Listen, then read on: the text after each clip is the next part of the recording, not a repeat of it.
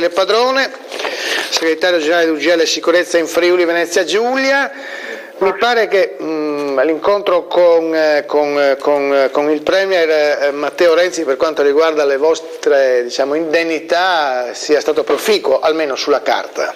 Sì. Diciamo che è stato proficuo, noi auspichiamo che non sia solamente sulla carta, ma pare insomma chiarito questo enigma, siamo andati con l'ascia di guerra sotterrata, abbiamo anticipato il nostro programma di sciopero, l'abbiama abbandonato proprio per andare lì così, senza pensare o senza che il Presidente pensasse a una eventuale ricatto, come lui stesso diceva poi, no? Si ricorda che parlava di ricatto. Noi non avevamo fatto nessuna richiesta se non quella di togliere quel tetto salariale, che chiaramente comporta per tutti i 500.000 operatori della sicurezza, dico 500.000 perché questa per la prima volta ha visto insieme tutti i sindacati di polizia meno uno, quindi il 94% dei poliziotti, più il COCER, più i pompieri, cioè tutti,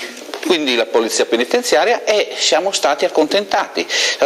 Perché? Molto probabilmente è una propaganda politica, non lo so, siamo capitati nel momento giusto, non so se questo poi ma molto probabilmente perché il settore sicurezza è talmente a terra, non abbiamo la possibilità di fare nulla, lei lo sa, lei lo vede, ogni volta qua c'è un bollettino di guerra e il giorno dopo gli stessi autori dei reati sono fuori, quindi di cosa stiamo parlando? Stiamo parlando di una sicurezza che non c'è più, e allora molto probabilmente il Presidente ha voluto accontentarci, questo lo dico, però questo comporta sicuramente quei 100 euro di stipendio in più per ogni poliziotto, per ogni carabiniere e per ogni uomo del comparto sicurezza. Questa è una cosa positiva, direttore. Grazie dunque a Raffaele Padrone, segretario generale dell'UGL Sicurezza in Friuli Venezia Giulia.